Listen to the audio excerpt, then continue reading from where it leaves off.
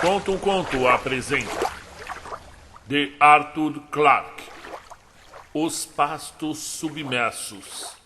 Narração Marcelo Fávaro. Arthur Clarke é um dos maiores, junto com Isaac Asimov, escritores de ficção científica do século XX. Nascido na Inglaterra em 1917, morto no Sri Lanka, onde tinha se radicado em 2008.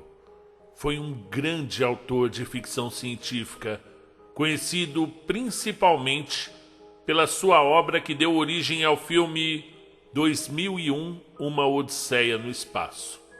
E agora com vocês, Os Pastos Submersos, de 1958.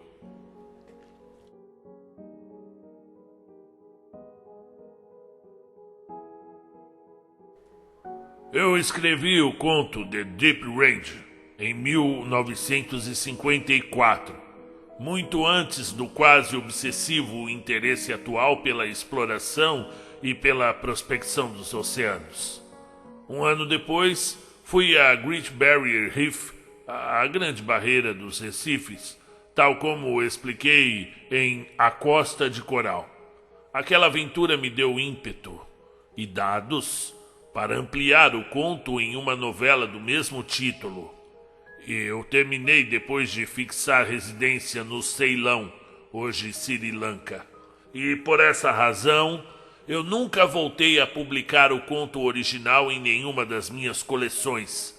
E hoje ofereço aos esperançados aspirantes a doutores em literatura inglesa a oportunidade de comparar e contrastar. A ideia de reunir as baleias em manadas é algo que ninguém chegou a fazer, mas eu me pergunto se este dia chegará. No curso do último decênio, as baleias adquiriram tanto prestígio que a maioria dos europeus e dos americanos antes comeriam hambúrgueres de cachorro ou de gato do que carne de baleia. Eu provei uma vez na Segunda Guerra Mundial. Tinha gosto de carne de vaca e era bastante dura. Contudo, há um produto nas profundezas que poderia ser consumido sem escrúpulos morais. E que tal um milkshake de leite de baleia, hã? Arthur Clarke. Havia um assassino à solta. Uma patrulha de helicópteros a 500 milhas da Groenlândia tinha visto o imenso cadáver cingindo o mar de vermelho à medida que rolava nas ondas. Imediatamente, o intrincado sistema de alarme foi acionado. Os homens debruçaram-se sobre o mapa do Atlântico Norte, traçando círculos e movendo painéis. E Don Burley ainda estava esfregando seus olhos sonolentos quando desceu até a linha de 20 braças. O diagrama de luzes verdes no mostrador era um símbolo vivo de segurança. Enquanto aquele diagrama permanecesse inalterado e enquanto nenhuma daquelas estrelas verdes piscassem em vermelho, tudo estaria bem com Don e o seu pequeno aparelho. Ar, combustível, potência. Este era o triunvirato que guiava a sua vida. Se algum deles falhasse, ou o ar, ou o combustível, ou a potência, bem, ele estaria afundando num caixão de aço em direção ao lodo oceânico, como tinha acontecido a Johnny Tyndall tempos atrás. Mas não havia nenhuma razão para que falhassem. Os acidentes previstos, disse Dom para si mesmo tranquilizadoramente, nunca eram aqueles que aconteciam. Ele se inclinou sobre o pequeno painel de controle e falou ao microfone. O submarino 5 ainda estava perto demais para que o rádio funcionasse, mas dentro em breve ele teria que entrar em contato com os aparelhos sônicos. Estabelecendo o curso 225, velocidade de 50 nós, profundidade de 20 braças, amplitude total do sonar, Tempo estimado para atingir a área do objetivo, 70 minutos. Transmitirei a cada 10 minutos. Isso é tudo. Desligo. A confirmação, já enfraquecida pela distância, voltou imediatamente do Herman Melville. Mensagem recebida e entendida. Boa caçada. E sobre os cães de caça? Dom mordeu seu lábio inferior pensativamente. Este poderia ser um trabalho que ele teria que executar sozinho. Ele não tinha nenhuma ideia, nenhuma área de 50 milhas onde Benji e Susan estavam naquele momento. Eles certamente o seguiriam se ele fizesse um sinal para eles, mas não conseguiriam manter sua velocidade e logo ficariam para trás. Além disso, ele poderia estar se dirigindo para uma quadrilha de assassinos. E a última coisa que ele queria fazer era envolver os seus botos, cuidadosamente treinados, em encrencas. Isto era bom senso e bom trabalho. Ele também gostava muito de Susan e Benji. É longe demais e eu não sei onde estou me metendo, replicou. Se eles estiverem na área de interceptação quando eu chegar lá, eu posso assoviar para eles subirem. A confirmação do navio-mãe era quase inaudível, e Dom desligou o aparelho. Estava na hora de inspecionar o local. Ele diminuiu as luzes da cabine para que pudesse ver a tela do rastreador mais nitidamente. Baixou os óculos polaroides sobre os olhos e examinou as profundezas do oceano. Esse foi o momento em que Dom se sentiu como um deus, capaz de conter em suas mãos um círculo do Atlântico com 20 milhas de diâmetro e ver as profundezas ainda inexploradas a 3.000 braças abaixo do nível do mar. O raio luminoso de som inaudível girava lentamente, sondando um mundo no qual ele flutuava, procurando o amigo ou inimigo na escuridão eterna, onde a luz nunca poderia penetrar. O padrão de gritos silenciosos, agudos demais até mesmo para a audição dos morcegos, que haviam inventado o sonar 1 milhão de anos antes do homem, vibrava na noite úmida. Os ecos fracos voltavam tinindo, como se fossem pontas azul flutuantes na tela. Depois de longa prática, Dom pôde ler a mensagem deles com facilidade. Uns 400 metros abaixo do nível do mar, estendendo-se até o horizonte submerso, estava a camada dispersa, o cobertor da vida que cobria metade do mundo. A campina submersa do mar erguia-se e caía com a passagem do sol, oscilando sempre no limiar da escuridão. Mas as profundezas do mar não eram sua preocupação. Os rebanhos que ele vigiava e os inimigos que os destruíam pertenciam aos níveis superiores do mar. Dom ligou o botão seletor de profundidade e o raio luminoso do sonar concentrou-se no plano horizontal. Os ecos vacilantes dos abismos do mar desapareceram, mas ele pôde ver mais claramente que estavam ao seu redor, aqui nas altitudes estratosféricas do oceano. Aquela nuvem brilhante 2 milhas adiante era uma escola para peixes. Ele ficou pensando se a base sabia sobre ela e registrou em seu diário de bordo. Havia alguns sons mais longos e isolados nas proximidades da escola. Os carnívoros perseguindo o rebanho, garantindo a continuidade da roda da vida e da morte, que nunca perde impulso. Mas esse conflito não era da conta de Dom. Ele estava atrás de uma caça maior. O submarino 5 dirigiu-se para o oeste, como uma agulha de aço, mais rápida e mortífera do que qualquer outra criatura que errava pelos mares. A minúscula cabine, iluminada apenas pelo bruxuleio das luzes do instrumental de bordo, vibrava com a potência das turbinas de centrifugação que afastava a água. Dom olhou para o gráfico e ficou imaginando como o inimigo tinha se salvado dessa vez. Havia ainda muitos pontos fracos, pois cercar os oceanos do mundo tinha sido uma gigantesca tarefa. Os tênues campos elétricos estendidos entre os geradores a muitas milhas de distância, não conseguiam manter sempre encurralados os monstros esfomeados do mar. Também eles estavam aprendendo.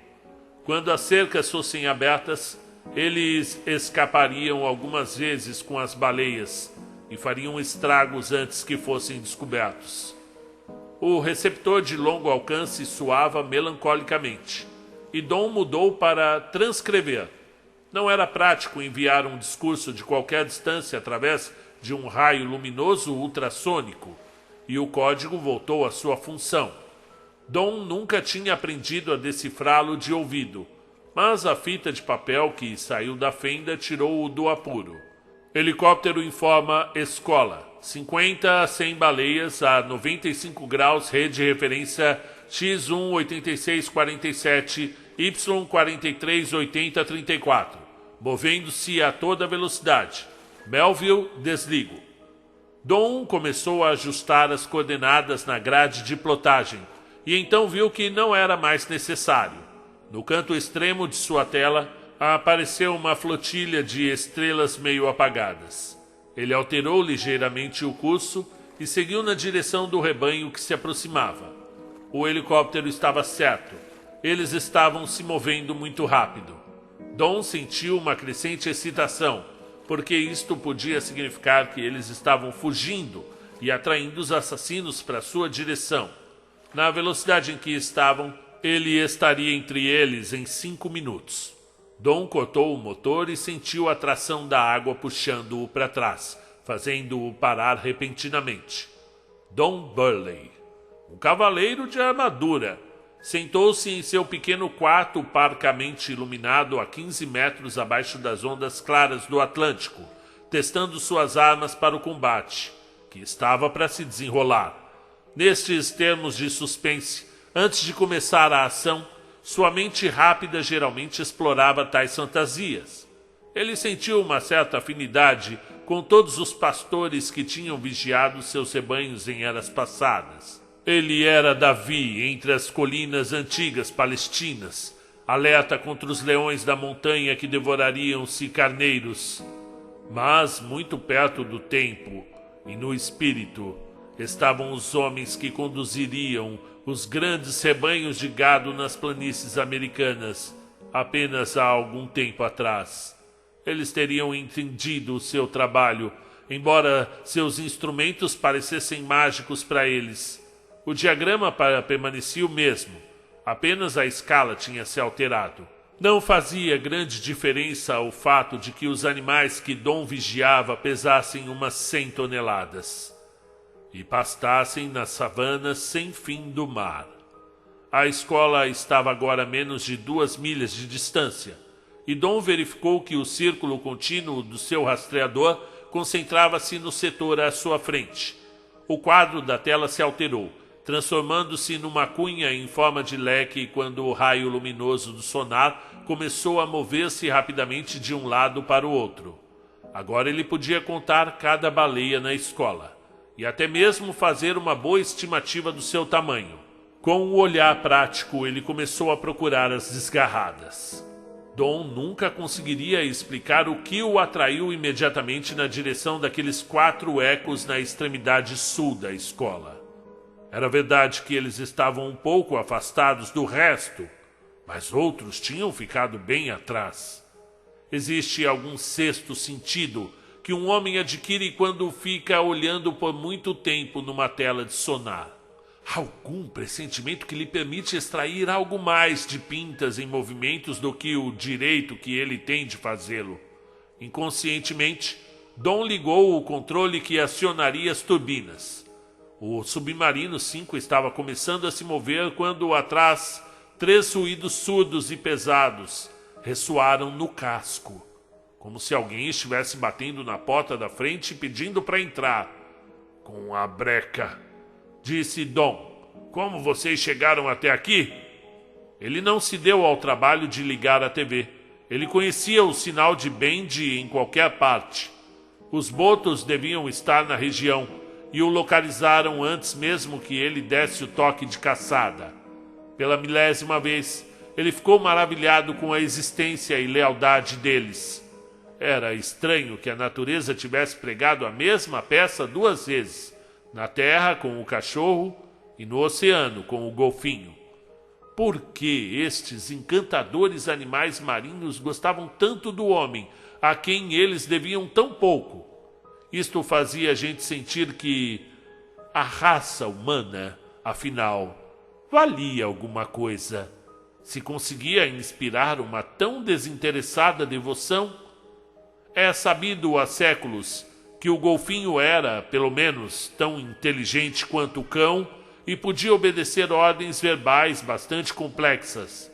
A existência ainda estava se desenvolvendo, mas se fosse bem sucedida, então a antiga associação entre pastor e cão-pastor teria um novo conceito. Dom ligou os alto-falantes embutidos no casco do submarino e começou a falar à sua escolta. A maior parte dos sons que ele emitiu não teria nenhum significado para ouvidos humanos. Eles eram o resultado de uma longa pesquisa feita pelos psicólogos da raça animal do World Food Administration. Ele deu suas ordens 2 vezes para certificar-se de que eles tinham entendido. E depois examinou na tela do sonar para ver se Benji e Susan estavam seguindo atrás como ele lhes tinha dito. Os 4 ecos que tinham atraído sua atenção estavam mais nítidos e mais perto agora, e o corpo da baleia passou por ele em direção ao leste. Ele não temeu uma colisão. Os grandes animais, mesmo em seu pânico, podiam sentir sua presença tão facilmente como ele podia detectar a deles, e por meios similares. Dom ficou pensando se devia ligar o seu rádio farol. Eles poderiam reconhecer seu som característico, e isso os tranquilizaria. Mas o inimigo ainda desconhecido também poderia reconhecê-lo. Ele decidiu por uma interceptação e debruçou-se sobre a tela, como se fosse arrancar com força cada migalha de informação que o rastreador podia dar. 2 ecos longos se fizeram ouvir, um pouco distantes, e um era acompanhado de 2 satélites menores. Dom ficou pensando se não tinha chegado tarde demais. Em sua mente ele podia visualizar a luta mortal ocorrendo na água a menos de 1 milha. Aqueles 2 sons mais fracos seriam o inimigo, tanto tubarão como orca, atacando uma baleia, enquanto uma de suas companheiras presenciava aterrorizada e impotente, sem arma de defesa, exceto suas intensas barbatanas. Agora ele estava perto o suficiente para poder observar. A câmera de TV na proa do submarino 5 forçava através da escuridão, mas a princípio não pôde mostrar nada, exceto a cerração do plâncton. Depois, uma imensa e indistinta figura começou a se formar no centro da tela, com 2 companheiros menores embaixo dela. Dom estava vendo com maior precisão, mas com a distância limitada da luz comum, o que o rastreador do sonar já lhe tinha informado. Quase que imediatamente, ele percebeu seu engano. Os 2 satélites eram filhotes e não tubarões. Era a primeira vez que ele tinha encontrado uma baleia com gêmeos. Embora os nascimentos múltiplos não fossem desconhecidos, uma fêmea podia amamentar apenas 2 filhotes de cada vez, e geralmente, somente o mais forte sobreviveria. Ele ficou desapontado. Este erro lhe tinha causado vários minutos e ele devia recomeçar a sua busca. E então ouviu-se a frenética batida no casco, significando perigo. Não era fácil assustar Benji, e Dom o tranquilizou, enquanto girava o submarino 5 para que a câmera pudesse sondar as águas túrgidas. Automaticamente ele tinha se virado na direção do 4º som na tela do sonar. O eco que ele tinha suposto ser, pelo seu tamanho, o de outra baleia adulta. E ele viu que finalmente tinha chegado ao lugar certo. Jesus! Exclamou em voz baixa. Eu não sabia que eles eram desse tamanho. Ele tinha visto tubarões maiores antes, mas tinham sido todos vegetarianos inofensivos. Este, ele podia dizer num relance, era um tubarão da Groenlândia, o assassino dos mares do norte. Supunha-se que ele atingia até 10 metros de comprimento, mas este espécime era maior do que o Submarino 5. Ele media 12 metros do focinho até a cauda, e quando o Dom o localizou, ele já estava investindo contra a vítima. Assim como os covardes, ele tinha iniciado seu ataque a um dos filhotes. Dom gritou para Bendy e Susan, e os viu correndo para frente, para o seu campo de visão. Ele pensou de repente que por que os botos tinham tal aversão desmesurada contra os tubarões. Depois tirou suas mãos do controle quando o piloto automático travou no alvo. Serpenteando e girando tão agilmente como qualquer outra criatura marinha, principalmente do seu tamanho, o Submarino 5 começou a fechar o cerco sobre o tubarão, deixando Dom livre para se concentrar no seu armamento. O assassino tinha estado tão absorto em sua presa que Bendy o acompanhou completamente desprevenido, atingindo-o bem atrás do olho esquerdo. Deve ter sido um golpe doloroso. O focinho duro como ferro, com 1/4 de tonelada de músculos movendo-se a 50 milhas por hora, é algo que não provoca risos, nem mesmo no maior peixe. O tubarão virou-se rapidamente numa curva fechada impossível, e Dom quase caiu do seu assento quando o submarino seguiu bruscamente um novo curso. Se isso continuasse, ele acharia difícil usar o seu arpão, mas pelo menos o assassino estava ocupado demais agora para atacar suas futuras vítimas. Bendy e Susan estavam investindo contra o gigante como cães mordendo os calcanhares de um urso zangado. Eles eram ágeis demais para serem apanhados naquelas mandíbulas ferozes, e Dom se espantou com a coordenação com que eles trabalhavam. Quando um deles tinha que subir à superfície para respirar, o outro resistia por 1 minuto até que o ataque pudesse ser recomeçado com toda a força. O tubarão parecia não ter percebido que um adversário muito mais perigoso o estava cercando por todos os lados, e os golfinhos, para ele, eram uma simples distração. Dom ficou muito satisfeito com aquilo. A operação seguinte ia ser mais difícil, a não ser que ele pudesse manter um curso constante de pelo menos 15 segundos. Numa emergência, ele podia usar o pequeno torpedo foguete para matar. Se estivesse sozinho e deparasse com um bando de tubarões, ele certamente teria feito assim. Mas o torpedo estava sujo e havia um jeito melhor. Ele preferia a técnica do espadinha àquela da granada de mão. Agora ele estava a apenas 15 metros de distância e aproximando-se rapidamente. Nunca poderia haver uma oportunidade melhor. Ele tocou o botão de lançamento e debaixo da barriga do submarino, algo parecido com uma raia lançou-se para frente. Dom tinha medido a velocidade de seu próprio aparelho. Não havia necessidade de se aproximar mais agora. O pequeno hidrofólio em forma de seta, com alguns centímetros de diâmetro, podia se mover muito mais rápido do que o seu navio e atingiria o alvo em segundos. À medida que avançava, desenrolava rapidamente a pequena linha do cabo de comando, como se tivesse uma aranha subaquática na sua linha. Por aquele cabo passava a energia que impulsionava o arpão e os sinais que o guiavam até o alvo. Dom tinha ignorado completamente seu próprio navio muito maior no esforço de guiar esse míssil subaquático. Ele respondeu ao seu toque tão rapidamente que ele sentiu que estava controlando algum corcel fogoso e sensível. O tubarão percebeu o perigo a menos que de 1 segundo do impacto. A semelhança do arpão com uma raia comum o confundiu, como os projetistas tinham planejado. Antes que o minúsculo cérebro compreendesse que nenhuma raia agia daquela maneira, o míssil o atingiu. A seta hipodérmica de aço, lançada por um cartucho explosivo, atravessou a pele calejada do tubarão. e o enorme peixe começou a se debater num frenesi de terror. Dom recuou rapidamente, porque um golpe daquela cauda o sacudiria como uma ervilha numa lata e poderia até mesmo danificar o submarino. Não havia mais nada a fazer, exceto falar ao microfone e chamar seus cães de caça. O assassino condenado estava tentando curvar seu corpo para que pudesse se livrar do dardo envenenado.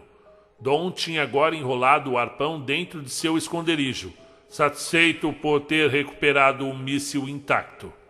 Ele ficou olhando sem sentir pena, enquanto o enorme peixe sucumbia à paralisia. Suas forças estavam diminuindo.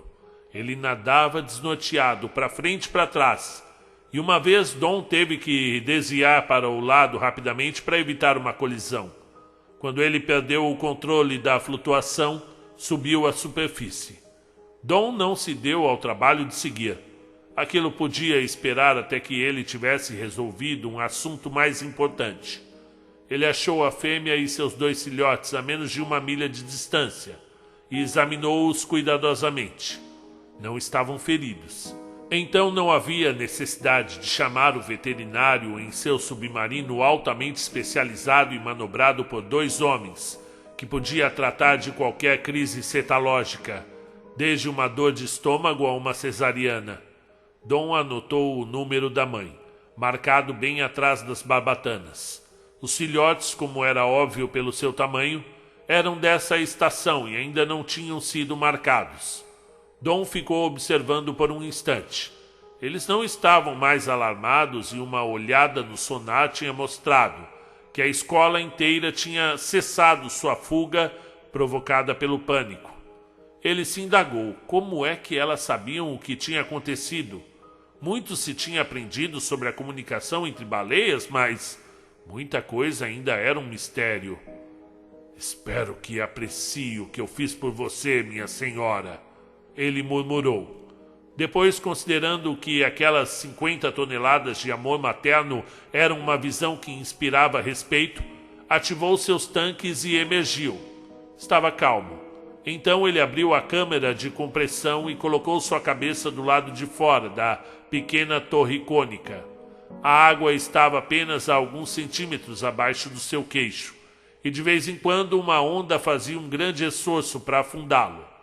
O perigo disso acontecer era mínimo, porque ele ajustou a escotilha tão hermeticamente que se transformou num tampão bastante eficaz. A 15 metros de distância, um montículo comprido da cor azulada, parecendo um bote virado de bordo, estava rolando na superfície. Dom olhou para ele pensativamente e fez alguns cálculos mentais. Um animal deste tamanho devia ser valioso. Com alguma sorte, havia uma chance de um bônus duplo. Dentro de alguns minutos ele faria o seu relatório pelo rádio. Mas no momento era agradável sorver o ar fresco do Atlântico e sentir o céu aberto sobre sua cabeça. Um raio cinzento disparou das profundezas do oceano e caiu violentamente sobre a superfície da água, molhando Dom completamente. Era apenas a maneira simples de Bendy atrair a atenção para si mesmo. Um momento depois que o boto tinha nadado até a torre cônica para que Dom pudesse alcançá-lo e fazer um agrado em sua cabeça. Os olhos grandes e inteligentes olharam fixos nos seus. Era pura imaginação ou um senso de humor quase humano também estava escondido bem lá no fundo. Susan, como de costume, circulou timidamente à distância até que o ciúme a dominou e deu cabeçadas em Bendy, tirando-o do caminho.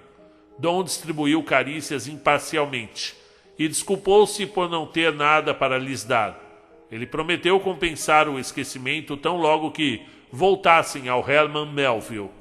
Eu também darei outro mergulho com vocês, prometeu, contanto que vocês se comportem da próxima vez. Ele esfregou pensativamente a grande contusão provocada pela brincadeira de Bendy e se perguntou se ele não estava ficando um pouco velho para essas brincadeiras brutas. Está na hora de ir para casa, disse Dom firmemente, deslizando para dentro da cabine e batendo a escotilha. Ele percebeu de repente que estava muito faminto e que seria melhor providenciar algo para comer, pois não tinha tomado o café da manhã. Não havia muitos homens sobre a terra merecedores do direito de comer a sua refeição matinal. Ele tinha economizado para a humanidade mais toneladas de carne, óleo e leite do que se poderia imaginar. Von Burley era um guerreiro feliz, voltando para casa de uma batalha que o homem sempre teria de lutar. Ele estava mantendo encurralado o espectro da fome que todos os tempos passados tinham enfrentado, mas que nunca mais ameaçaria o mundo enquanto as grandes fazendas de plâncton colhessem suas milhões de toneladas de proteínas e os rebanhos de baleias obedecessem aos seus novos mestres. O homem tinha de voltar ao mar após anos de exílio, até que os oceanos se congelassem. Ele nunca mais morreria de fome. Dom olhou para o explorador quando estabeleceu o rumo. Ele sorriu quando viu os dois ecos acompanhando a luz central que assinalava o seu navio. Fiquem por perto, dissem. Nós, mamíferos, devemos nos manter unidos. Depois, quando o piloto automático assumiu o comando, ele recostou em sua cadeira. E agora, Benji e Susan ouviam o ruído mais peculiar, aumentando e diminuindo contra o barulho das turbinas, e que tinha se filtrado através das espessas paredes daquele submarino 5, e somente os ouvidos sensíveis dos botos o teriam detectado. Mas embora fossem animais inteligentes, não se poderia esperar que entendessem por que Dom Burley estava anunciando, numa voz desafinada, que estava se dirigindo para o último rodeio. E agora com vocês. Não me mate! Eu sou apenas o narrador.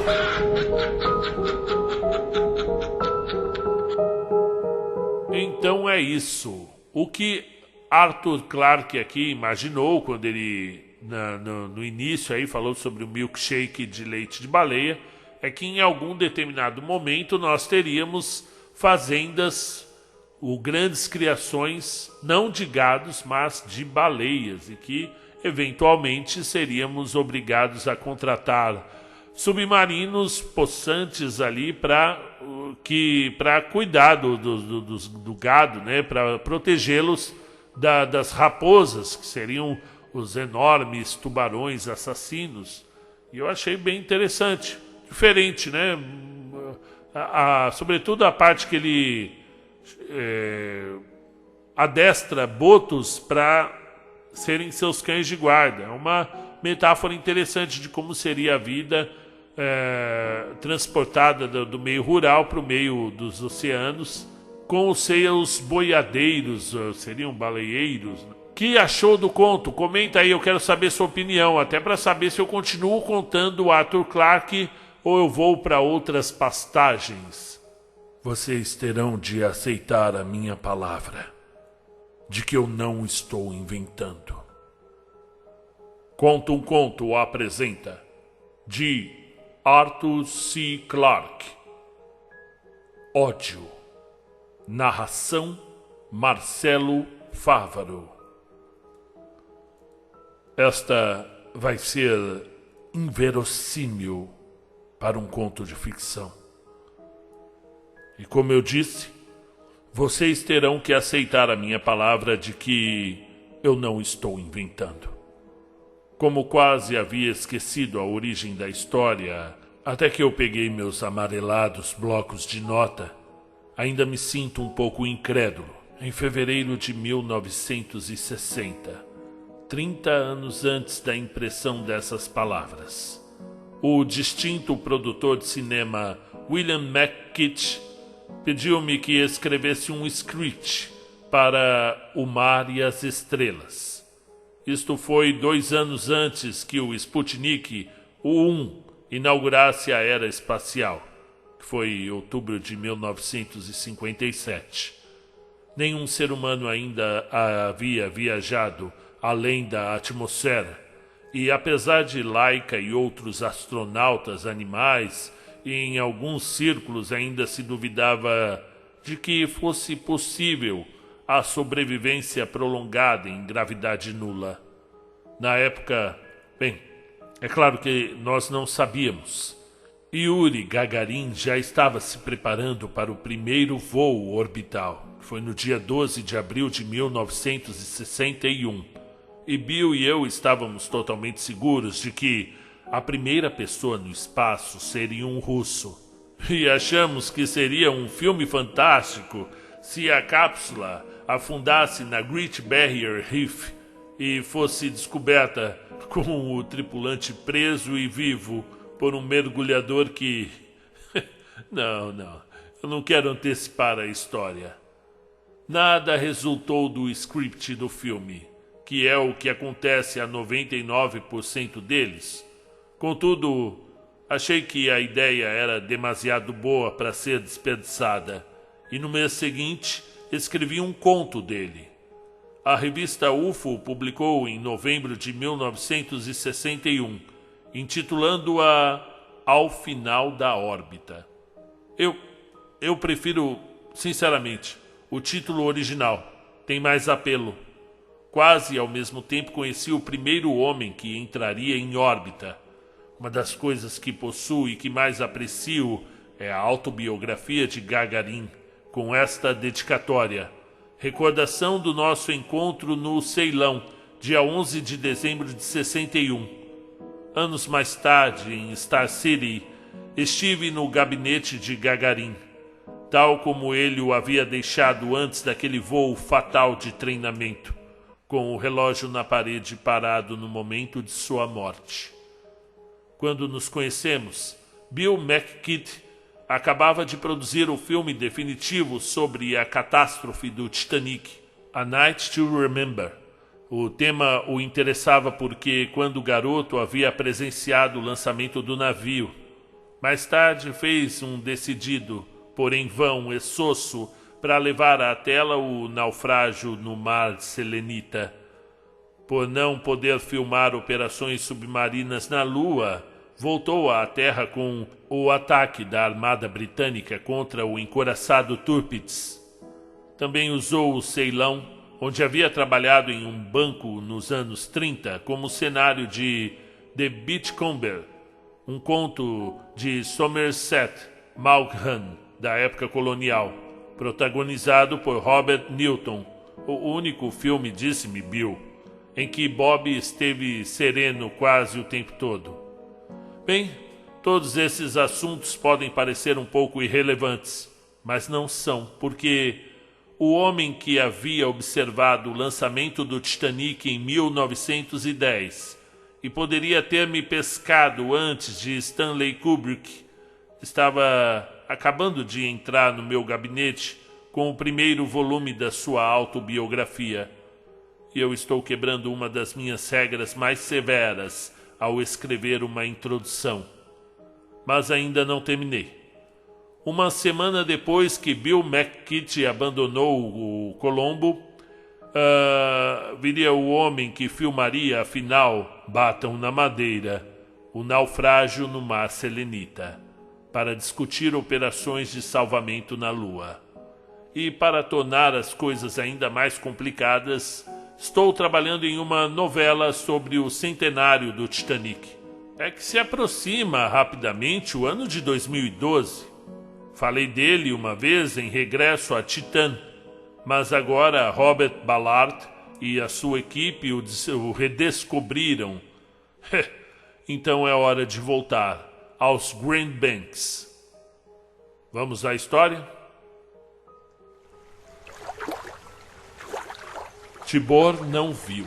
Estava dormindo e imerso em seu inevitável e doloroso sonho. Só Joey estava acordado sobre a coberta, na fresca quietude antes da alvorada, quando o meteoro cruzou o céu da Nova Guiné, envolto em chamas.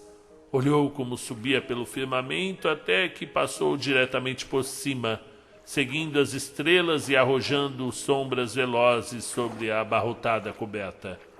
A luz áspera delineou os nus arranjos, as cordas enroladas e os tubos de ar, os cascos de cobre para mergulhar prontamente acomodados para a noite. até a ilha de Pinheiros a meia milha de distância.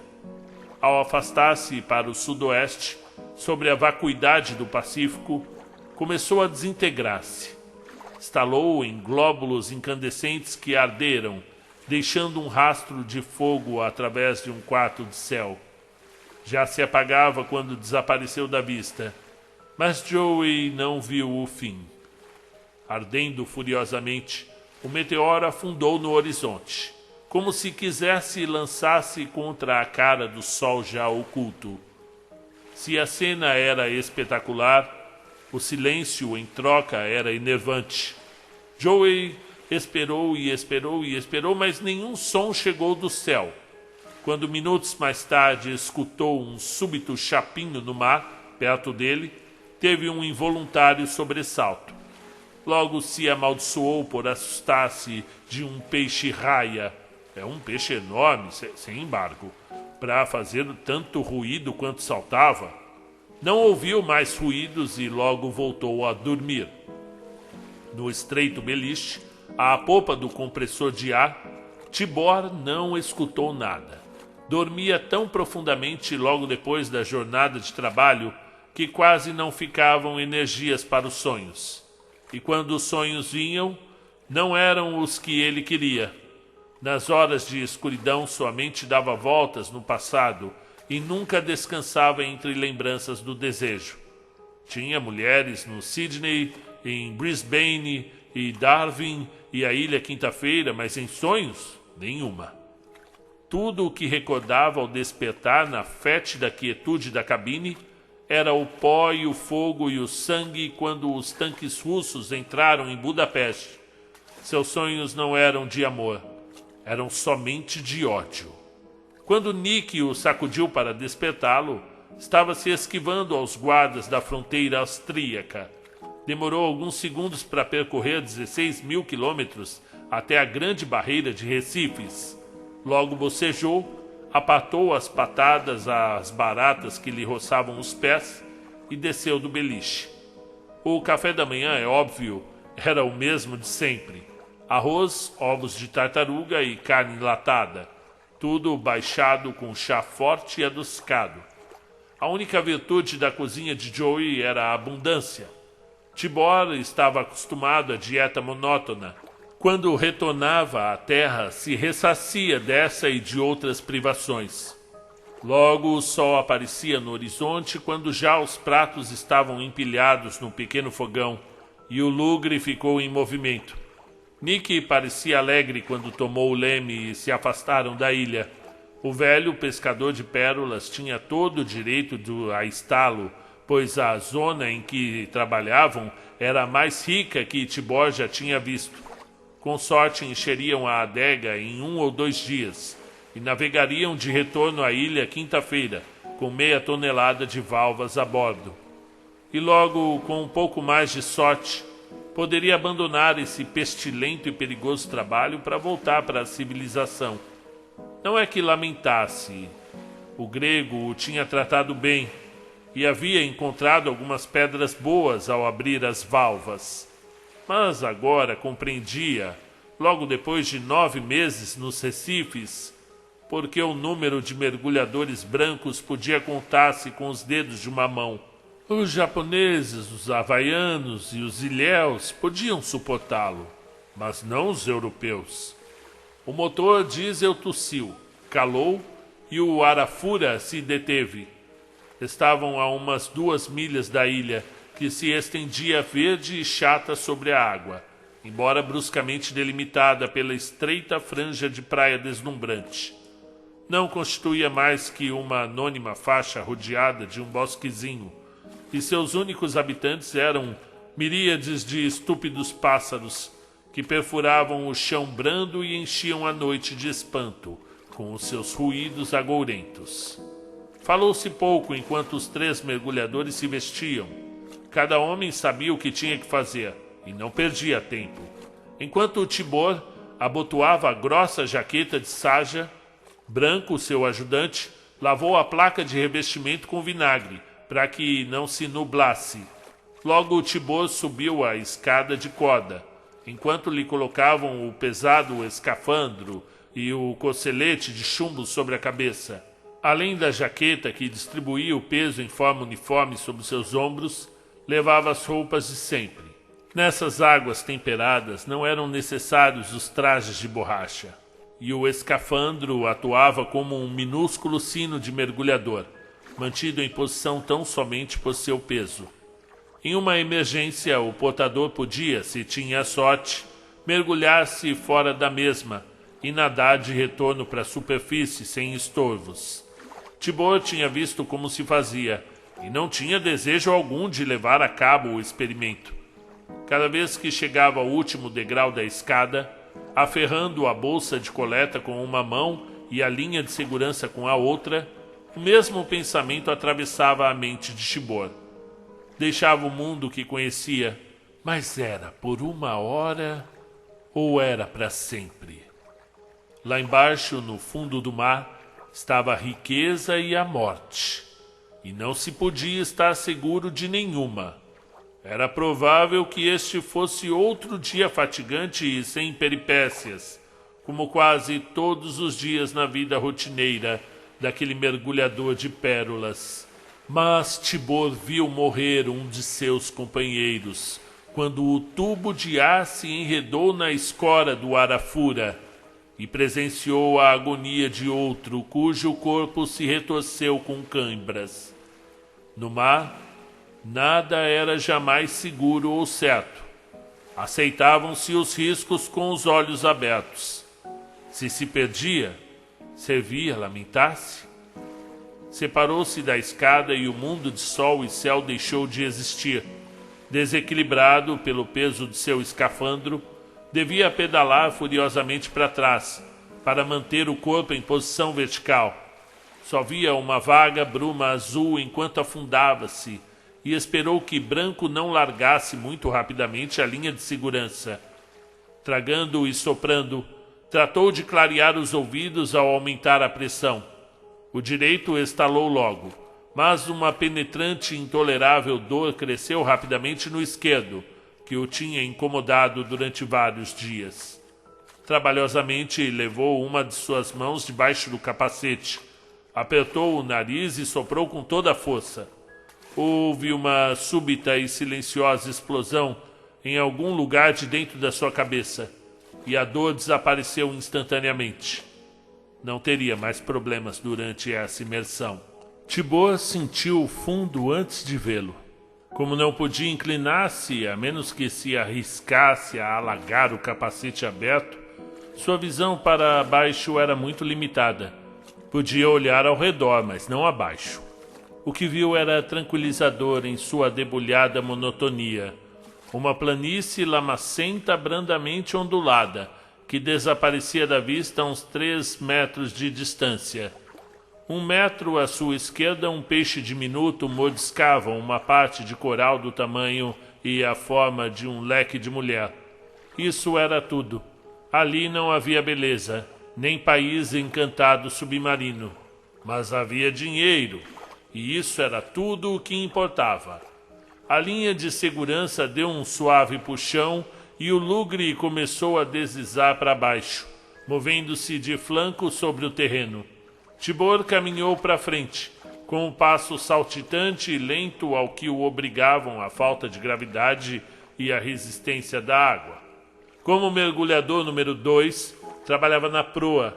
No meio do navio estava Steven, ainda comparativamente inexperiente, enquanto que na popa estava o mergulhador principal, Billy. Os 3 homens.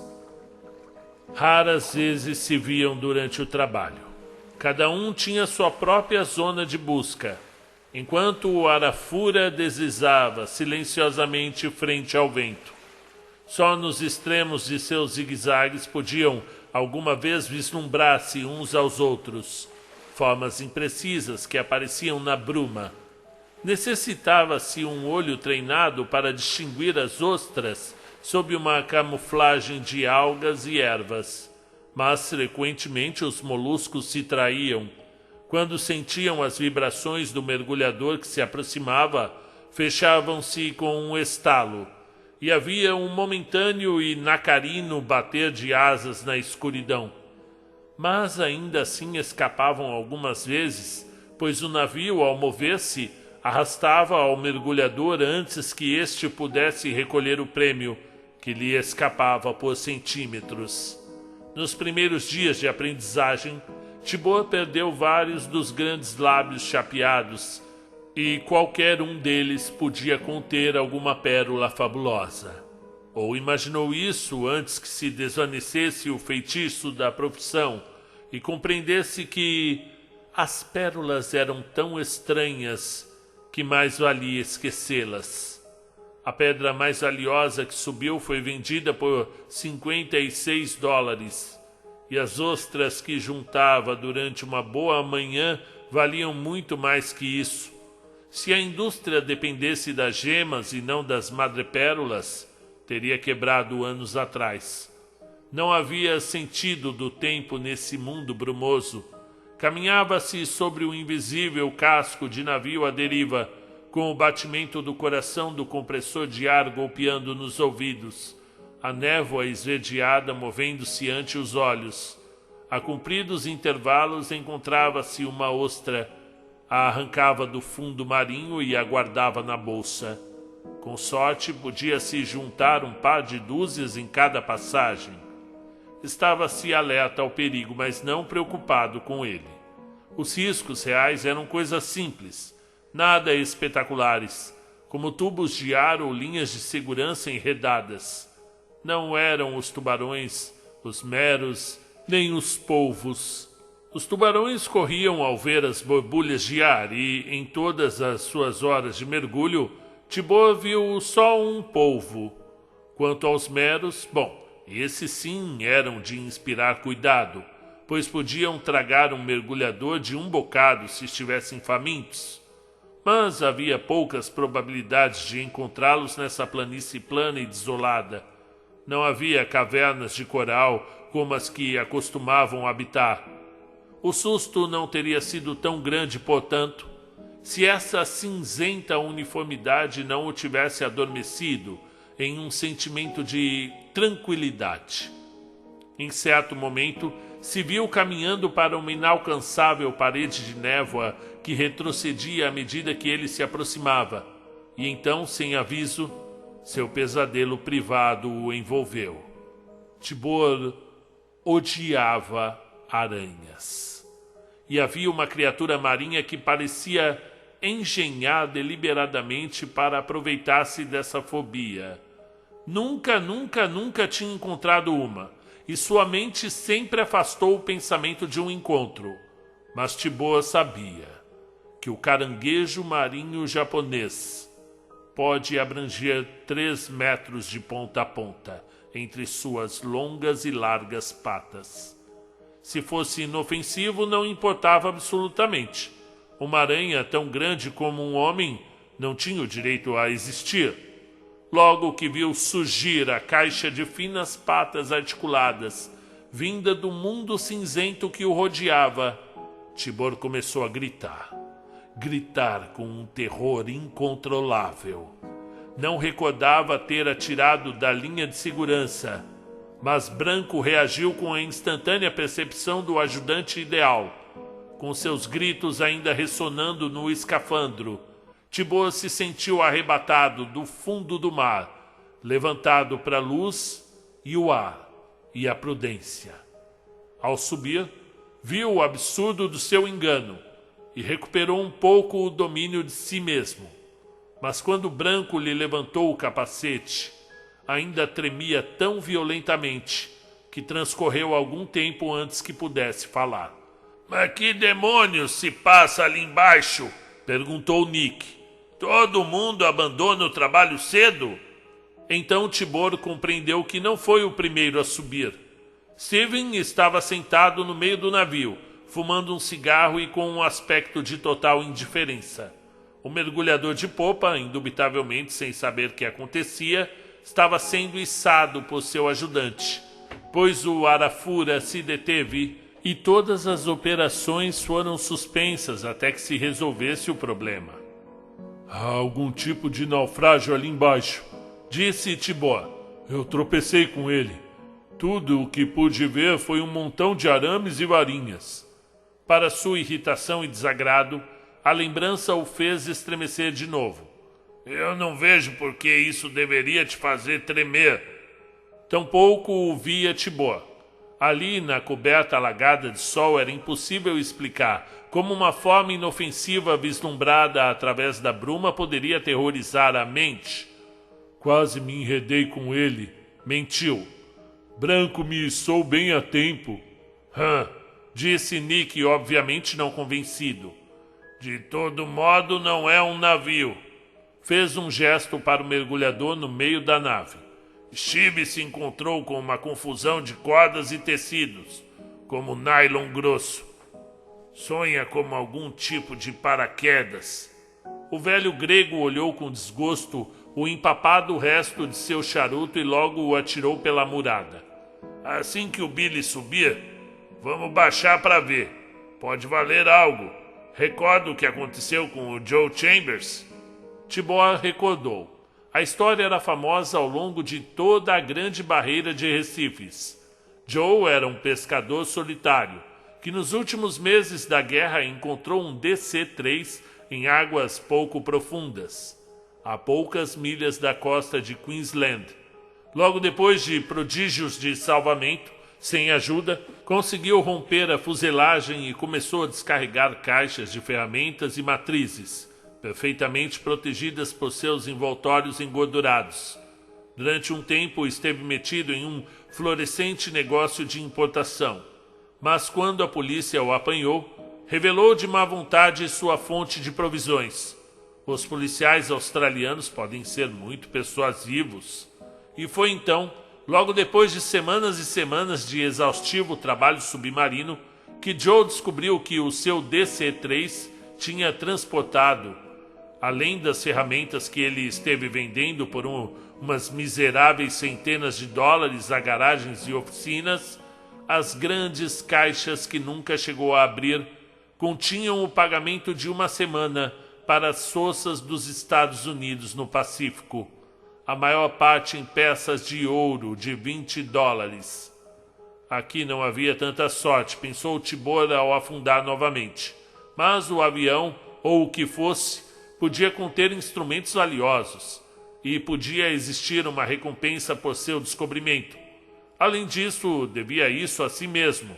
Queria ver exatamente que foi que o tanto o assustou. 10 minutos mais tarde, soube que não era um avião. Tinha outra forma, e era muito pequeno, só uns 6 metros de comprimento e a metade da largura. Aqui e ali, no corpo brandamente cônico, havia escotilhas de acesso e diminutas frestas, através das quais instrumentos desconhecidos espiavam o mundo. Parecia intacto, embora um extremo tenha se fundido, provavelmente em consequência de um terrível calor. Do outro brotava um matagal de antenas, todas quebradas ou dobradas pelo impacto com a água.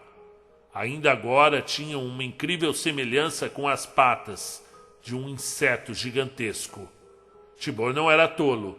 Imediatamente adivinhou o que era. Só ficava um problema, e resolveu com facilidade. Embora parcialmente chamuscadas pelo calor, ainda podiam ler-se algumas palavras marcadas nas escotilhas.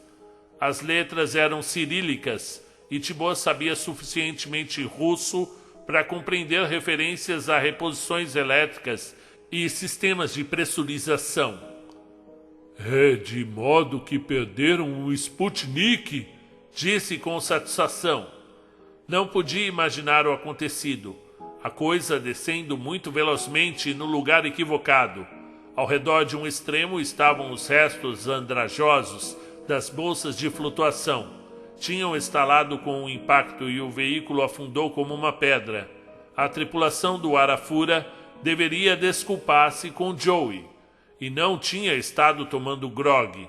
O que tinha visto flamejando entre as estrelas tinha que ter sido o leva-foguetes, separado de sua carga e caindo desenfreadamente na atmosfera terrestre. E durante longo tempo Tibor andou pelo fundo, escondido, os joelhos dobrados, enquanto olhava essa criatura espacial apanhada agora em um elemento estranho. Sua mente estava cheia de planos meio cristalizados. Já não lhe importava o dinheiro do salvamento. Muito mais importante era o projeto de vingança. Aqui estava uma das mais arrogantes criações da tecnologia soviética. E Szabo Tibor, de Budapeste, era o único homem no mundo que sabia. Tinha que existir alguma forma de explorar a situação, de fazer mal ao país e à causa que agora odiava com tão furiosa intensidade. Nas horas de vigília, raras vezes ficava consciente desse ódio, e menos ainda se detinha para analisar a causa real. Aqui, neste solitário mundo de mar e céu, de fumegantes pântanos de mangues e deslumbrantes costas de coral, nada tinha que lhe recordasse o passado, e mesmo assim nunca podia escapar dele, e algumas vezes os demônios da mente despertavam e o jogavam em uma destrutividade viciosa e desenfreada. Até agora fora afortunado, não tinha matado ninguém, mas algum dia um ansioso puxão de branco lhe interrompeu os sonhos de vingança. Enviou um sinal tranquilizador ao ajudante e começou um cuidadoso exame da cápsula. Quanto pesava? Poderia ser içada com facilidade? Havia muitas coisas por descobrir antes de decidir-se por um plano definido. Apoiou-se contra a parede metálica e empurrou cautelosamente. Houve um movimento e a cápsula se balançou no fundo marinho. Possivelmente pudesse ser içada até com os poucos arranjos do Arafura. Provavelmente era mais leve do que parecia.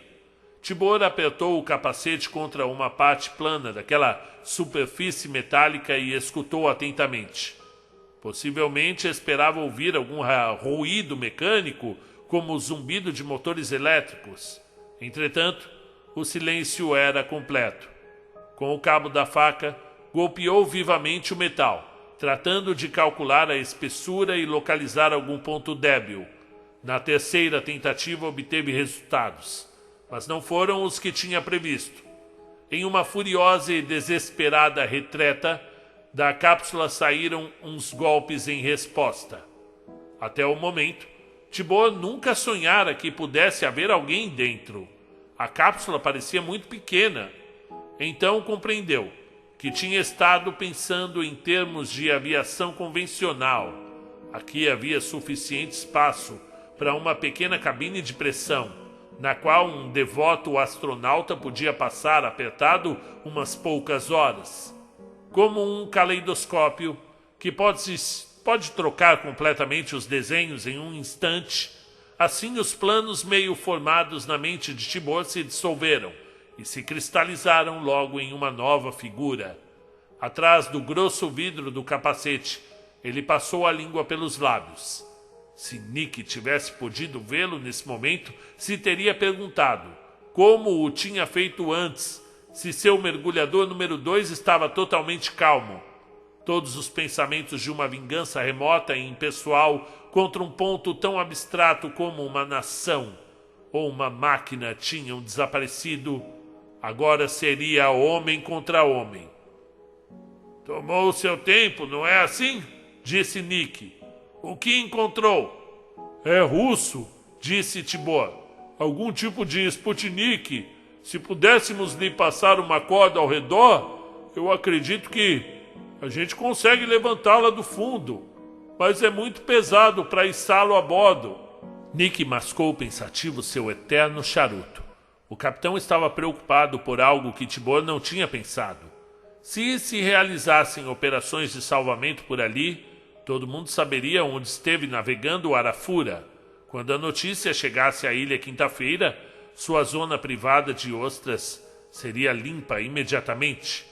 Teriam que calar o assunto, ou transportar a maldita coisa a eles mesmos e não dizer onde a tinham encontrado. Acontecesse o que acontecesse, parecia mais uma moléstia que outra coisa. Nick, que compartilhava a desconfiança de todos os australianos pela autoridade, já tinha decidido que tudo o que obteria por seus trabalhos seria uma amável carta de agradecimento. Os moços não querem descer, disse. Pensam que é uma bomba. Querem deixá-la aí. Oh, diga-lhes que não se preocupem, replicou Tibor. Eu me ocuparei dele. Tratou que sua voz parecesse normal e sem emoção. Isto era muito bom para ser certo. Se os outros mergulhadores escutassem o tamborilar da cápsula, seus planos fracassariam. Fez um gesto para a ilha, verde e formosa no horizonte. Podemos fazer uma coisa. Se conseguirmos elevá-la a meio metro do fundo, poderemos ir para a costa. Uma vez que estejamos em águas pouco profundas, não será muito difícil transportá-la até a praia. Podemos utilizar os botes e atar polias e um suporte a uma daquelas árvores. Nick considerou a ideia sem muito entusiasmo.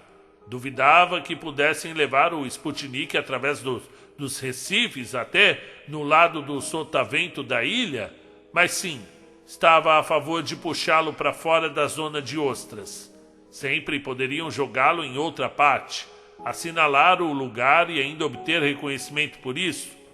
Muito bem. Desce! Essa corda de 5 metros é a mais forte que a gente tem. Será melhor que a leve. Não fique todo o maldito dia, já que temos perdido muito tempo. Tibor não tinha a intenção de ficar o dia todo. 6 horas seriam mais que suficiente. Era uma das primeiras coisas que soube, graças aos sinais que escutou através da parede. Era uma pena não escutar a voz do russo, mas o russo podia ouvi-lo, e isso era o que realmente importava. Quando apoiava o capacete contra o metal e gritava, quase todas as suas palavras eram ouvidas. Até agora tinha sido uma conversação amistosa. Timor não tinha a intenção de mostrar a mão até o momento psicológico adequado. O primeiro passo consistiu em estabelecer um código. 1 golpe para sim, 2 para não. Logo era questão de idealizar algumas perguntas adequadas, apropriadas, com tempo. Não existia feito ou ideia que não pudessem ser comunicados mediante esses 2 sinais. Teria sido mais árduo se Tibor tivesse tido que utilizar seu russo incipiente. Alegrou-se de saber que o piloto apanhado compreendia inglês à perfeição, embora isso não o surpreendesse. Na cápsula havia ar para outras 5 horas. O ocupante não estava ferido. Sim, os russos sabiam onde caiu a cápsula. Esta última resposta fez Tibor vacilar. Possivelmente o piloto mentia, mas podia ser verdade. Embora, obviamente, algo tivesse dado errado na volta à Terra. Os navios rastreadores no Pacífico deviam ter localizado o ponto de impacto com tanta exatidão. Isso não podia adivinhá-lo e não importava muito. Poderiam demorar dias em chegar ali, mesmo se fossem diretamente às águas territoriais australianas e sem preocupar-se de solicitar permissão a Canberra. Ele era dono da situação. Todo o poderio da União Soviética não poderia interferir com os seus planos, até que fosse muito tarde. A corda pesada caiu em arcos sobre o leito marinho, levantando uma nuvem de lama que se elevou como fumaça na lenta corrente. Agora que o sol estava mais alto no céu, o mundo submarino não se achava mais envolto em uma bruma cinza e crepuscular. O leito marinho era incolor, mas brilhante, e o campo de visão abrangia agora quase 4 metros. Pela primeira vez, Tibor pôde ver a cápsula espacial em sua totalidade. Era um objeto tão singular. Tinha sido desenhado para condições que estavam além de toda a existência normal, de toda a experiência, que parecia burlar-se da vista. Em vão se buscava a parte dianteira ou traseira. Era impossível adivinhar para onde apontava ao voar em sua órbita. Tibor apoiou o capacete contra o metal e gritou: "Eu tô aqui outra vez, pode me ouvir?" Toque. "Eu tenho uma corda. Eu vou atar os cabos do paraquedas. Estamos a uns 3 quilômetros de uma ilha e assim que o tenhamos amarrado, iremos para lá. Não podemos içar você com a equipe do Lugre, de modo que trataremos de arrastá-lo para fora da água na praia. Você compreende?" Toque. Em mais uns momentos a corda estava presa. Agora convinha afastar-se antes que o Arafura começasse a levantar a cápsula. Mas primeiro devia fazer algo. Olá! Gritou. Já amarrei a corda. Levantaremos você em 1 minuto. Você está me ouvindo? Toque. Então pode escutar isso também. Você nunca chegará lá com vida. Também arrumei isso. Toque, toque. Tem 5 horas para morrer. Meu irmão demorou mais quando tropeçou com seu campo minado, compreende? Eu sou de Budapeste. Eu odeio você. Eu odeio o seu país. E odeio tudo o que vocês significam. Apoderaram-se do meu lar, da minha família. Escravizaram meu povo. Oxalá pudesse ver seu rosto agora. Ah, se eu pudesse ver você morrer como eu tive que ver o Theo. Quando estivermos na metade de caminho para a ilha, essa corda vai se romper onde eu a cortei. Descerei e colocarei outra, que também se romperá. Pode sentar aí e esperar as porradas. Pode sentar. Você vai morrer. Tibor se calou de repente, agitado e exausto pela violenta emoção. Não existia lugar para lógica ou razão nesse organismo do ódio, esse orgasmo do ódio. Não se deteve para pensar, pois não se atrevia. Entretanto, das profundidades da mente, a verdade abriu passo para a luz da consciência. Não eram os russos que ele odiava. Em que pese tudo o que fizeram, era a si mesmo, pois ele fez mais. O sangue de Theo e de 10.000 compatriotas lhe manchavam as mãos. Ninguém foi melhor comunista que ele, nem acreditou mais completamente na propaganda de Moscou. Na escola e no colégio, foi o primeiro a perseguir e denunciar os traidores. Quantos tinha enviado aos campos de trabalho forçados ou às câmaras de tortura? Quando viu a verdade já era muito tarde, e mesmo então não lutou, apenas correu. Correu através do mundo, tratando de fugir dessa culpa, e as 2 drogas do perigo e da libertinagem o ajudaram a esquecer o passado. Os únicos prazeres que a vida lhe dava agora eram os abraços sem amor que tão febrilmente procurava quando estava por terra, e seu atual modo de existência provava que não bastava isso. Se agora tinha o poder de dispensar a morte, era somente porque ele mesmo viera aqui procurá-la. Da cápsula não saía som algum. O silêncio parecia depreciativo, zombador. Furioso, Tibor agumpiou com ao cabo da faca. Ouviu-me? Você me ouviu? Não houve resposta. Maldito, eu sei que você está me escutando. Se não responder, eu vou perfurar a cápsula e vou deixar entrar a água. Estava certo de poder fazê-lo, com a afiada ponta da faca. Mas não queria. Seria um fim muito rápido, muito fácil. Seguia sem escutar resposta. Possivelmente o russo se deprimira. Tibor esperava que não, mas não havia razão para ficar ali quieto. Deu um último golpe maligno à cápsula e fez sinal ao seu ajudante. Nick tinha notícias para ele quando chegou à superfície. O rádio da ilha Quinta-feira esteve protestando. Os russos pedem a todo mundo que procurem um de seus foguetes. Dizem que deveria estar flutuando em alguma parte sobre a costa do Queensland. Parece que estão muito interessados em recuperá-lo. E eles disseram alguma coisa sobre ele? Perguntou Tibor ansiosamente. Oh, sim. Deu a volta à lua 1 par de vezes. E isso é tudo? É nada mais que eu recorde. Havia muito jargão científico que eu não compreendi. Era muito dos russos calar tudo o que podiam a respeito de um experimento que tinha fracassado. Avisou a ilha Quinta-feira que a encontramos? Você tá louco? De todo modo, o rádio anda ruim. Não poderíamos mesmo que quiséssemos. Você ajustou bem essa corda? Sim. Veja se pode levantá-la do fundo. Tinham enrolado a ponta da corda ao redor do mastro principal, e em poucos segundos ela ficou tensa. Embora o mar estivesse calmo, havia uma ligeira marejada e o lugre se inclinava 10 ou 15 graus. Com cada bamboleio, as amoradas se elevavam meio metro e voltavam a cair. Havia força para elevar várias toneladas, mas era necessário tomar cuidado ao utilizá-la.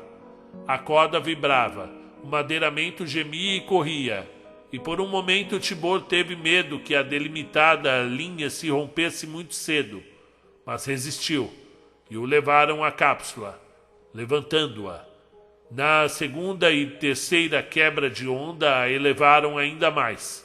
A cápsula esteve então fora do leito marinho, e o Arafura embicou ligeiramente para o porto.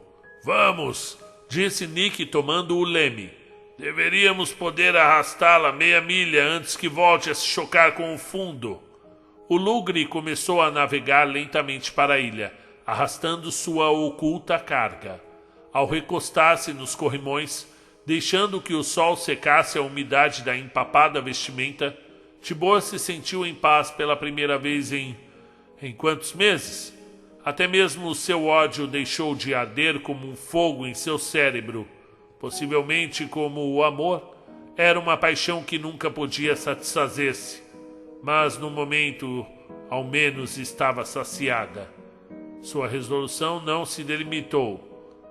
Estava implacavelmente decidido a executar sua vingança que tão estranhamente, tão milagrosamente, ficara ao seu alcance. O sangue pedia sangue, e agora os fantasmas que o perseguiam podiam por fim descansar. Entretanto, surgiu uma estranha compaixão, até mesmo piedade, pelo desconhecido, graças ao qual agora podia devolver o golpe aos inimigos que uma vez foram seus amigos. Roubava-lhes muito mais que uma simples vida, pois o que era um homem, até um cientista altamente treinado para os russos, o que lhes tirava era o poder, era o prestígio e a sabedoria, as coisas que eles mais valorizavam. Começou a preocupar-se quando estavam a 2/3 do caminho para a ilha, e a corda ainda não se rompera. Ainda ficavam 4 horas e isso era muito tempo. Pela primeira vez lhe ocorreu que todo o seu plano poderia deitar a perder e recair, inclusive sobre sua cabeça. O que aconteceria se, apesar de tudo, Nick conseguisse levar a cápsula até a praia antes do prazo? Com uma profunda vibração que comoveu toda a nave, a corda saiu se retorcendo da água, orvalhando espuma em todas as direções. "Eu devia ter previsto", murmurou Nick. Logo começara a rolar. "Você gostaria de voltar e descer? Ou eu mando um dos moços?" "Eu desço", respondeu Tibor apressadamente. "Posso fazê-lo mais rapidamente que eles." Isso era certo, mas demorou 20 minutos para localizar a cápsula. O Arafura tinha deslizado bastante longe antes que Nick conseguisse deter o motor e, por um momento, Tibor se perguntou se alguma vez voltaria a encontrá-la. Revisitou o leito marinho descrevendo grandes arcos, e quando se enredou acidentalmente no paraquedas, finalizou sua busca. Os equipamentos do barco ondulavam como um estranho e horrível monstro marinho, mas Tibor já nada temia, exceto o fracasso, que a seu pulso apenas se acelerou ao ver a massa branca e reluzente. A cápsula estava arranhada e coberta de todo, mas parecia intacta. Agora descansava sobre um flanco e fazia pensar em uma gigantesca mantegueira inclinada. Com certeza o passageiro tinha recebido algum golpe, mas se havia passado da lua, tinha que estar bem protegido, e provavelmente estivesse ainda em boas condições. Tibor assim o esperava. Seria uma pena que se desperdiçassem as 3 horas seguintes. Novamente apoiou o cobre esverdeado do capacete contra o metal já não tão reluzente da cápsula. "Olá!" gritou. "Pode me ouvir?" Possivelmente o russo trataria de contrariá-lo, permanecendo silencioso, Mas isso certamente era pedir muito do autocontrole de qualquer homem. Tibor tinha razão. Quase imediatamente chegou o golpe agudo em resposta. Pois eu estou feliz que esteja aí, respondeu. As coisas estão saindo exatamente como eu disse, embora me pareça que eu vou ter que cortar a corda mais profundamente. A cápsula não respondeu. Não voltou a responder, embora Tibor golpeasse na imersão seguinte e na seguinte. Mas então já não o esperava, pois tiveram que parar uma par de horas para enfrentar uma borrasca e o prazo expirou muito antes que efetuasse sua descida final. Estava algo incomodado com isso, pois tinha planejado uma mensagem de despedida. Gritou-a igual, embora soubesse que estava esbanjando o fôlego. No começo da tarde, o Arafura já estava muito perto da ilha. Só havia uns metros de profundidade e a maré estava baixando. Com cada onda, a cápsula ficava descoberta. Estava firmemente encalhada em um banco de areia. Não havia esperanças de movê-la mais à frente. Estava encalhada até que a maré alta a arrastasse. Nick olhou a situação com os olhos peritos. Não, essa noite haverá uma maré de 2 metros. Pela forma que jaz, deverá ficar só a meio metro de profundidade. Poderemos chegar a ela com os botes. Esperaram fora do banco de areia, enquanto o sol e a maré baixavam e a rádio transmitia relatórios intermitentes de uma busca que se aproximava, mas ainda estava longínqua. Por volta do fim da tarde, a cápsula estava quase toda fora d'água.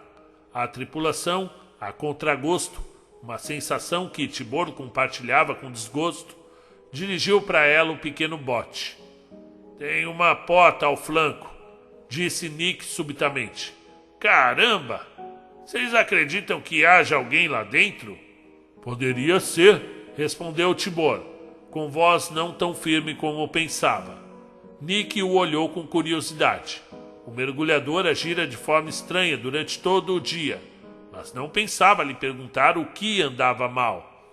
Nessa parte do mundo, logo se aprendia a não se meter nos assuntos dos outros.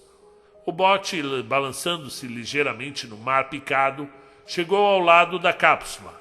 Nick ergueu a mão e pegou a ponta de uma antena torcida. Logo, com agilidade felina, subiu à curva superfície metálica. Tibor não tentou segui-lo. Observou silenciosamente do bote, enquanto Nick examinava a escotilha. A menos que esteja travada, murmurou Nick. Deve existir alguma forma de abri-la de fora. Possivelmente terei que utilizar ferramentas especiais. O temor do Nick não era justificado. A palavra abrir fora gravada em 10 idiomas ao redor da fechadura funda, e só foram necessários uns poucos segundos para deduzir o seu funcionamento. O ar saiu vibrando, e Nick disse, "Oh!" e empalideceu subitamente. Olhou para Tibor como se procurasse ajuda, mas Tibor afastou o olhar. E então, a contragosto, Nick se meteu na cápsula. Demorou um longo momento. De dentro chegaram primeiro uns golpes surdos, seguidos de uma fileira de palavras bilíngues, e logo um prolongado silêncio.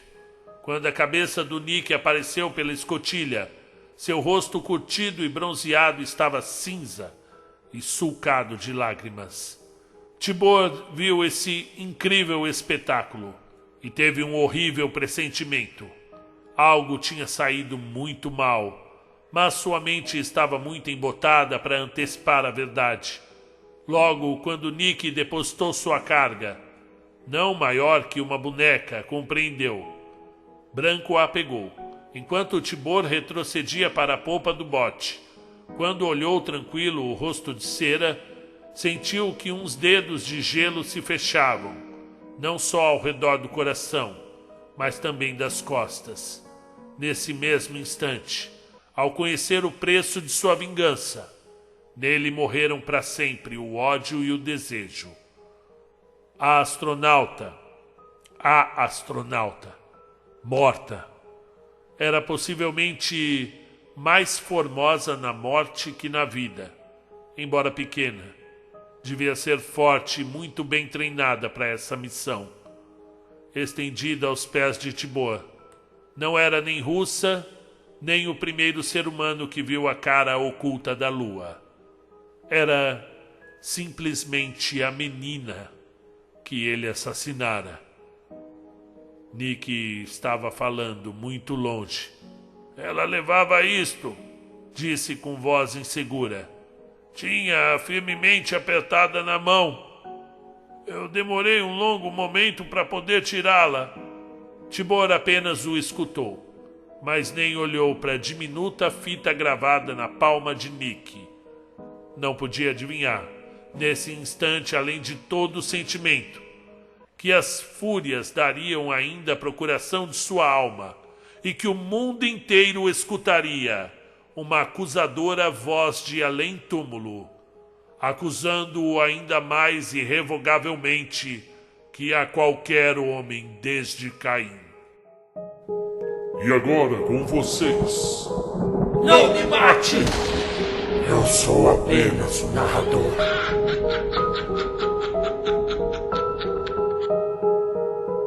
E no Não Me Mate, eu sou apenas o narrador, eu vou pedir que não me matem, pois eu não sou o Tibor, eu sou apenas o narrador. E é fabuloso, esse plot aí eu nunca esperava. Nunca esperava. E é absurdo, né? É horrível, é do tamanho que deveria ser. Porque quando a gente tem com a crença de vocês, eu sou cético, não acredito e não desacredito, também não formulo teorias e não sigo muitas teorias já formuladas, embora já tenha seguido por muitos anos da minha vida. Mas tem dia que a gente sai, não sou de ficar xingando os outros na rua não, mas eu fico bravo comigo mesmo, né? Uma pessoa fecha a gente sem nenhum pudor, assim, bota o carro na frente do nosso, assim, como se o tempo dela fosse tão mais valioso que o nosso. Como é uma arrogância, né? Essa coisa de furar a fila. Se às vezes você está lá esperando para entrar numa avenida ou num farol, vem a pessoa lá de trás e vem desfilando, porque hoje em dia o errado é o certo e ai de você de falar. Você se torna chato, e eu me tornei esse chato de ir me fechando ali. Eu não quero gastar tempo reclamando aqui, mas muito da raiva, do ódio que as pessoas vão nutrindo ao redor dos anos é muitas vezes, possivelmente, alimentadas em torno dessas injustiças. E isso foi tomando o nosso país de um jeito, né? A gente sempre teve problemas para se preocupar. Aqui a gente está falando, né, nesse conto de xenofobia, de um ódio ali mediante um mal que outros povos fizeram para o irmão dele, acredito aqui, né, se eu li corretamente. E ele decidiu, cego de ódio, seja lá quem estivesse lá dentro, se vingar. E era uma criança. Cara, isso é horrível de tantas formas.